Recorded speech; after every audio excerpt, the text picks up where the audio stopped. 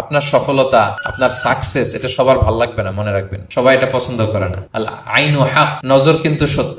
নজরের প্রভাব আছে, চোখের প্রভাব আছে। এজন্য কারো ভালো কিছু দেখলে মাশা আল্লাহ বলবেন, আল্লাহর দিকে ফিরিয়ে দিবেন ওটার কল্যাণ। কি বলবেন? একটা সুন্দর ফুটফুটে বাচ্চা দেখলে মাশা আল্লাহ। কারো সফলতা দেখলে, কারো ফার্মে গেলেন, বাগানে যেয়ে দেখলেন ফল মূল ভর্তি, কি বলবেন? মাশা আল্লাহ, বিসমিল্লাহ মাশা আল্লাহ বললে এটাতে আর ক্ষতি হয় না। অনেকে বলে যে বাবা মা মাশাআল্লাহ বলা লাগে না, বাবা মা আর নাকি মামা, এই তিনজন নাকি মাশাআল্লাহ না বললে কিছু, এটা ভুল কথা। বাবা মারও বলতে হয়। বাবাও তার ছেলের কোনো সাকসেস, ভালো কিছু দেখলে কি বলবে? মাশা আল্লাহ, তাবারাকাল্লাহ, অথবা বিসমিল্লাহ মাশা আল্লাহ, এটা আপনারা বলবেন। ধরেন যে আপনি কোন একটা প্রোগ্রামে বসে আছেন, আপনার পাশে যে বসে, আপনি তার দিকে এরকম 10 মিনিট তাকায় আছেন, কোনো কথা ছাড়া শুধু তাকিয়েই রইলেন। তার কি ভাল লাগবে বলেন? সে কি কমফোর্টেবল ফিল করবে? সে ভয় পাবে, সে ভয় পাবে, অস্বস্তি ফিল। আপনি কিছুই করেন নাই, না তাকে টাচ করেছেন, না ধরেছেন, ছুঁয়েছেন, কি শুধু তাকিয়ে আছেন।